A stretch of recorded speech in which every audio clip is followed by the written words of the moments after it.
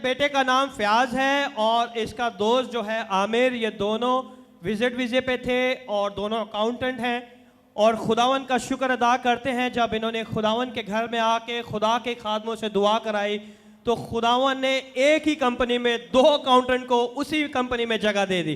जोरदार तालियां बजाए यीशु के नाम को जलाल दे, क्योंकि जब हम हर चीज में अपने खुदावन को आगे रखेंगे तो खुदावन हर चीज में हमें बढ़ाता है।